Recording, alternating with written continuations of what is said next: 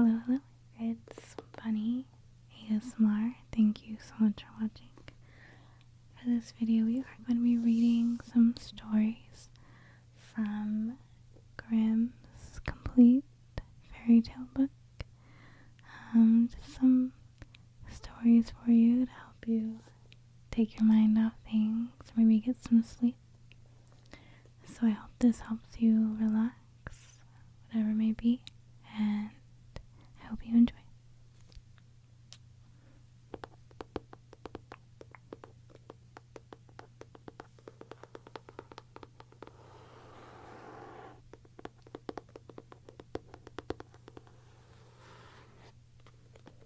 Open this up.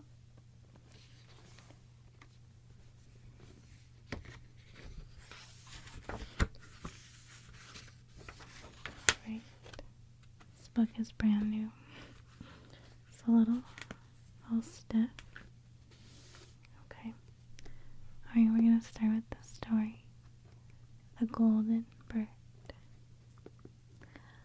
A certain king had a beautiful garden, and in the garden stood a tree which bore golden apples. These apples were always counted, and about the time when they began to grow ripe, it was found that every night one of them was gone. The king became very angry at this and ordered the gardener to keep watch all night under the tree. The gardener set his eldest son to watch, but about 12 o'clock he fell asleep, and in the morning another one of the apples was missing.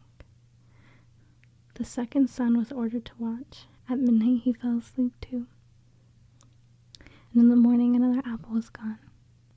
Then the second son was ordered to watch, and at midnight he fell asleep too, and in the morning another apple was gone. Then the third son offered to keep watch,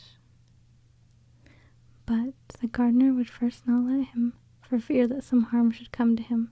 However, at last he consented. And then the younger man laid himself under the tree to watch.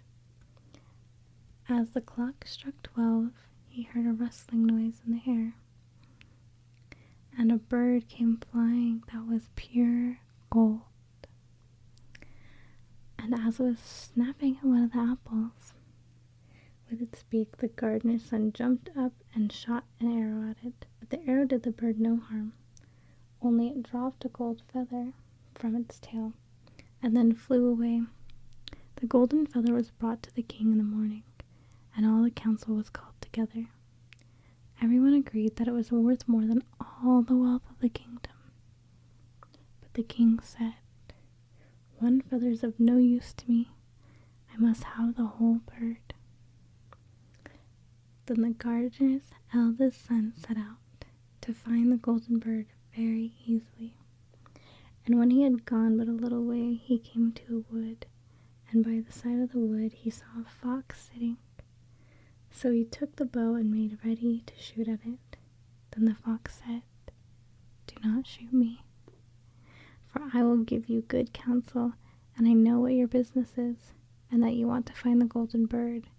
You'll have to reach a village in the evening, and when you get there, you will see 2 inns opposite of each other. One of these is very pleasant and beautiful to look at.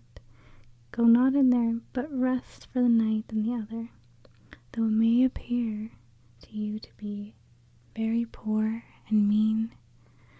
But the son thought to himself, "What can such a beast as this know about this matter?" So he shot his arrow at the fox, but he missed it, and it set up its tail above its back and ran into the woods. Then he went his way, and in the evening came to the village where the 2 inns were. In one of these were people singing and dancing and feasting, but the other looked very dirty and poor. "I should be very silly," he said, "if I went to this shabby house and left this charming place." So he went into the smart house and ate and drank at ease and forgot the bird and his country too. Time passed on, and the eldest son did not come back, and no tidings were heard of him. The second son set out, and did the same thing happen Time passed on, as the eldest son did not come back, and no tidings were heard of him. The second son set out, and the same thing happened to him. He met the fox, who gave him good advice. But when he came to the 2 inns, his eldest brother was standing at the window where the merrymaking was, and called to him to come in, and he said he could not withstand the temptation, but went in, and forgot the golden bird and his country in the same manner. Time passed on again, and the youngest son wished to set out into the wide world to seek for the golden bird. His father would not listen to it for a long while, for he was very fond of his son, and he was afraid that some ill luck might happen to him also and prevent him from coming back. However, at last it was agreed that he should go, for he would not rest at home. As he came to the wood, he met the fox and heard the same good counsel. But he was thankful to the fox and did not attempt his life as his brothers had done. So he said to the fox, "Sit upon my tail, and you will travel faster." So he sat down, and the fox began to run away, and they went over stock and stone so quickly that their hair whistled in the wind. When they came to the village, the son followed the fox's counsel, and without looking about him went to the shabby inn, and rested there all night at his ease.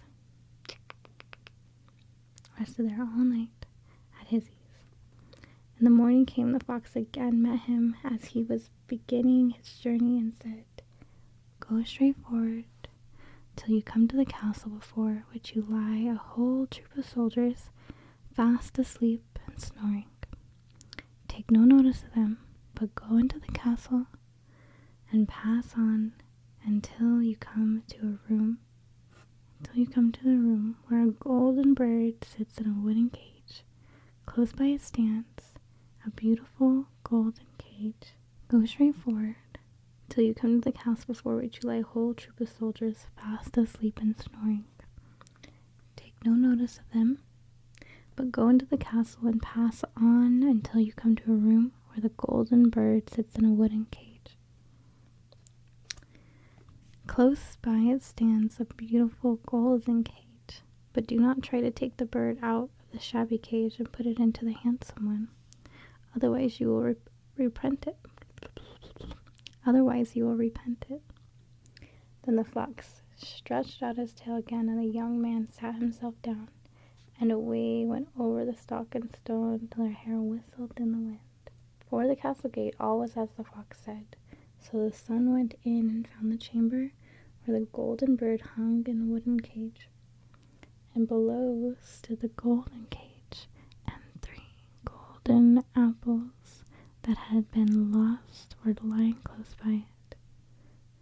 Then it thought to himself, "It'll be a very droll thing to bring away such a fine bird in this shabby cage." So he opened the door and took hold of it and put it into the golden cage. But the bird set up such a loud scream that all the soldiers awoke, and they took him prisoner and carried him before the king. The next morning the court sat to judge him, and when all was heard, it sentenced him to die, unless he should bring the king a golden horse which could run as swiftly as the wind, and if he did, he was to have the golden bird given to him for his own. So he set out once more on his journey, sighing and in great despair, when on a sudden his friend the fox met him and said, "You see now what has happened. On account of your not listening to my counsel, I will still, however, tell you how to find this golden horse. If you will do as I bid you, you must go straight on till you come to the castle where the horse stands by itself in the stall. By his side will lie the groom fast asleep and snoring. Take away the horse quietly, but be sure to put all the old leathern saddle upon him, and not the golden one that is close by it." The son sat down on the fox's tail, and away they went over the stock and stone till their hair whistled in the wind, and went all night, and by the And the groom lay snoring with his hand upon the golden saddle. But when the son looked at the horse, he thought it was a great pity to put the leather saddle upon him. "I will give him the good one," he said. "I am sure he deserves it." And as he took up the golden saddle, the groom awoke and cried out so loud that all the guards ran in and took him prisoner. And in the morning he was brought again before the court and to be judged, and was sentenced to die. But it was agreed upon that if he could bring thither the beautiful princess, he should live and have the bird and the horse given to him to be his own. Then he went his way very sorrowful, but the fox came back and said, "Why did you not listen to me? If you had, you would have carried away both the bird and the horse. Yet will I once more give you counsel. Go straight on, and in the evening you will arrive at a castle. At 12 o'clock at night the princess goes to the bathing house. Go up and give her a kiss, and she will let you lead her away. But take care you do not suffer her, and go and take leave of her father and mother." Then the fox stretched out his tail, and so away they went over the stock and stone. The hare whistled again. As they came to the castle, all was the fox said. At 12 o'clock the young man met the princess going to the bath, gave her a kiss, and then she agreed to run away with him, but begged him with many tears that he would let her take leave of her father.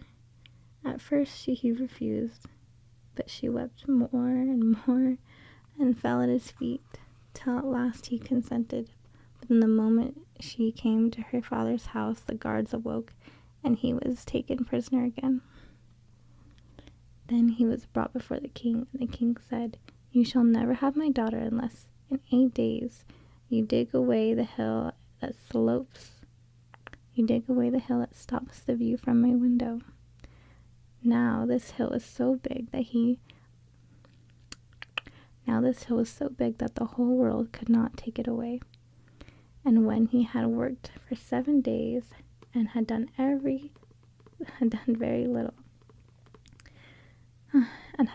little, the fox came and said, "Lie down and go to sleep. I will work for you." And in the morning he awoke, and the hill was gone. So he went merrily to the king and told him that now it was removed and he must give him the princess. The king was obliged to keep his word, and